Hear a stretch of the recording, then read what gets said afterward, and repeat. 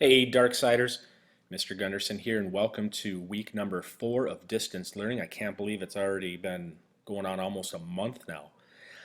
You guys are doing a really good job. You guys are getting stuff in. Even if it's late, I don't care.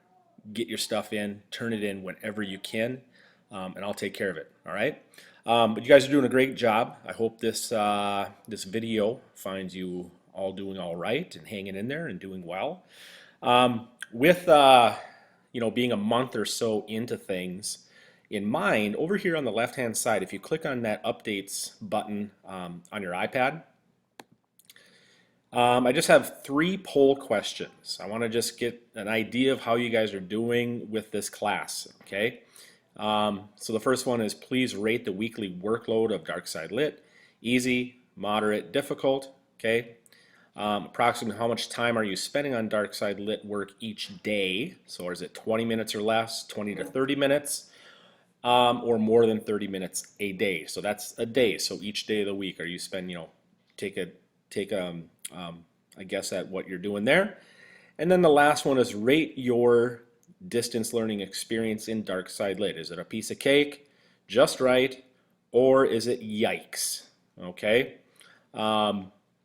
Anyway, so just take those poll questions. I just want to kind of get a guess and see where things are at. All right. Let's real quick take a look at the class calendar for this week, and kind of this one we're starting a story. It's a longer story. So this is going to be all right. So we are on April 20th. Okay. There's April 20th. We are starting the story called Fair Extension. This is a Deal with the Devil story by Stephen King. It's a fantastic story. It's a unique kind of deal with the devil. And we'll talk about that in a minute. All right. So you're going to be reading the story. You'll have a Sinister Elements reading guide. You guys have done those before. And you're going to have some discussion questions for this. All right. So the first one is the deal and the sins discussion question. You're going to have about 3 days per discussion question to get those done.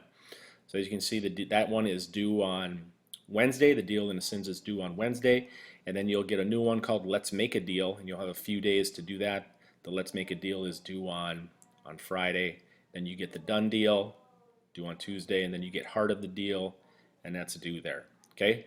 As you can see, we're going to be spending 2 weeks on Fair Extension. So you get it April 20th. Everything's due on May 1st. It's 2 weeks. Normally, if we were in school, I'd give you probably 3 or 4 days to work on this. All right? But we're not in school. We are distance learning. So the rules don't apply. All right, so you're going to have a lot of time to complete this stuff. If you want to hammer it out and get it all done in one shot, by all means, whatever floats your boat. If you want to take your time and just do it a little bit at a time, that's great too. Just stay on top of things. All right, so let's go down and take a look at the assignment folder. It's not open yet.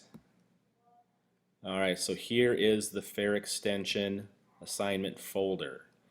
All right, so obviously you're going to have the student progress completion requirement is that you have to click into the video, watch the video first, get the information, and then you can move on. Everything else should open up after that. All right, so here is a PDF copy of the story. Okay, PDF copy of the story is right there. You can read it on your iPad, bring it into Notability, which I kind of suggest. I'll get to that in a minute. Bring that over to Notability and read it. Or you have the audio, and I'm just going to click on this. And this is audio and text together of the story. So now, if you look down here, oh, that's interesting. A devil popped up. Huh. But if you look down here, it's an hour and 5 minutes. Okay, it's an hour and 5 minutes of reading. So it is a longer story. Okay, it is a longer story, but that's all right. Take 2-3 days, whatever you want to do to read it, get it done, read it, and answer the discussion questions and fill out the reading guide as you go. Whatever you want. I'm going to go over this in just a minute. So here's your Sinister Elements reading guide. You have a PDF or you have a Google Doc to complete that. You guys have done that before. Okay, and then here's all the different discussion questions. We are starting off with the deal and the sins discussion question. So that's the first one that you're getting. You need to use specific evidence from the story in your answers for all of the discussion questions. Use specific evidence. I need to see that you've read and that you can apply what you've read to answer the question. But the question asks you, often when the devil makes a deal, he uses one or more of the 7 deadly sins to tempt his prey. And that we learned that last week, right? We're talking about the 7 deadly sins and how they are integrated into deal with the devil's stories. So your job is to pick at least one of the 7 deadly sins George Elvid uses to tempt Dave Streeter with, and explain how that sin is used in the deal. So this is early on in the story when George Elvid, and if you look at his name, E-L-V-I-D, and if you mix the letters up, what does it spell? Yeah, you're right, devil. So George Elvid is our devil, okay? And he's going to offer a deal to Dave Streeter. And you want to pay attention to what is the 7 deadly sin, 1 or 2 of the 7 deadly sins that he uses to tempt Dave Streeter, okay? And then just explain that. And then the other discussion question that you have this week is the let's make a deal discussion question. Elvid's deal with Streeter is unique and doesn't follow the traditional deal because he doesn't want Streeter's or anyone else's soul.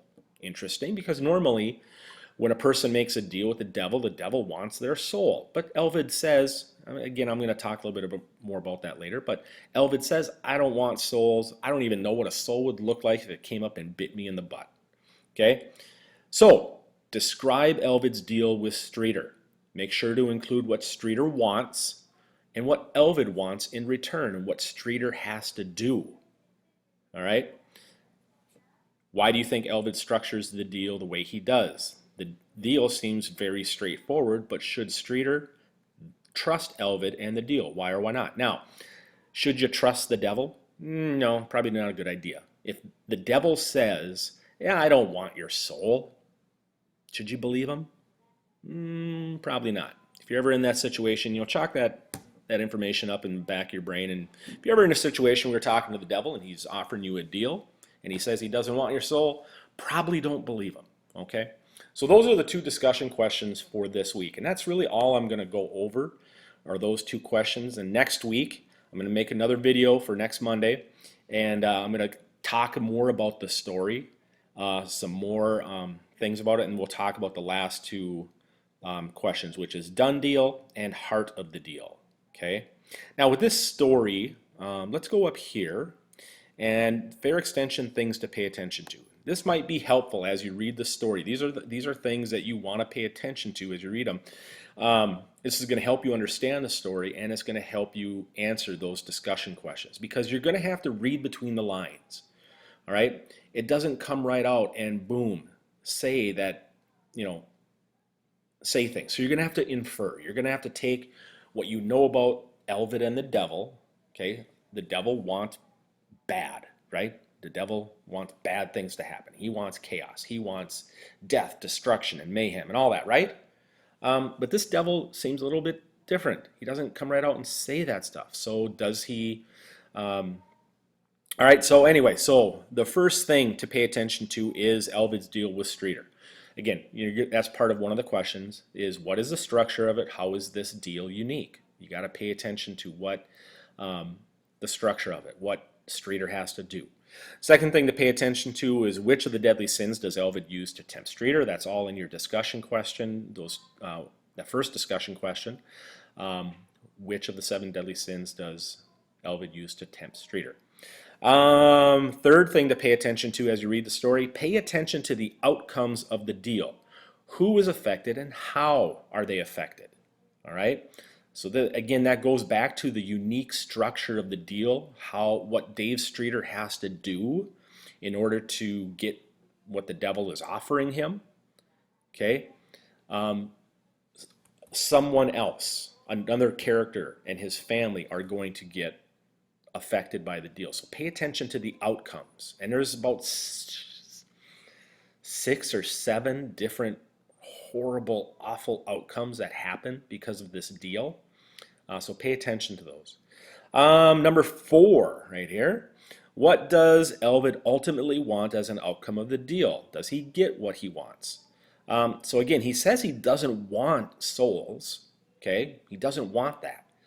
But what does he get from the outcome of the deal? What happens from the deal? The things that happen to this guy and his other family. Kind of in general, what is it? Okay, and then does he get what he wants? Does he get a soul? Again, you're going to have to infer because it doesn't come right out and say things. Okay, hopefully by the time we get down to number 5, towards the end of the story, you'll have figured that out. Now, after the deal, and as these outcomes from the deal start happening, you're going to hopefully, again, you want to pay attention to this, is you want to pay attention to the changes that happen with Dave Streeter. How does he change as a person? How does he change? How does his ethics or morals or just outlook to humankind and his friend, how does this change? All right. How does it change because of the deal he makes? And ultimately, does this change give Elvid what he wants? All right. So at the very end of the story, like the last line of the story, he's not tempted or anything, but Dave Streeter commits one of the 7 deadly sins. All right. Now, when the devil can get someone to commit one of the 7 deadly sins, does he get what he wants? All right. So again, you're going to have to infer a lot. You're going to have to like read between the lines, and you're going to have to think a little bit about things. All right. But these are really the 5 main pieces of the story that you want to pay attention to. All right. Let's see if there's anything else here. Oh yes, the fair extension quiz. It's a multiple choice quiz, and please use the story on the quiz. That's why I said bring the story over to Notability and put it in there. And when you're taking the quiz, flip back and forth from quiz to Notability. Look up the answers. All right. Do whatever it's fine. That's perfectly fine. Do what you got to do. Okay. But use the story on the quiz. All right. Like I said, next week I'll have another video that's going to go into more depth of the story. I'll explain more things because hopefully by then, let's say you're halfway through the story, or maybe you finished it and you want some clarification. That's next week's video, and we're going to talk more in depth about these discussion questions. We'll talk more in depth about these discussion questions. And if you're paying attention, you can write some of that information down. All right, anyway, that's all I got for you today. Again, if you have questions, you're not understanding something, you're having technology issues, email me, text me and remind, call me if you have to, whatever you got to do. But communicate with me with any questions or issues that you might have going on. Other than that, hey, have a great week, and always remember, take care of yourself, take care of your family, take care of your friends. All right, have a good one. Bye.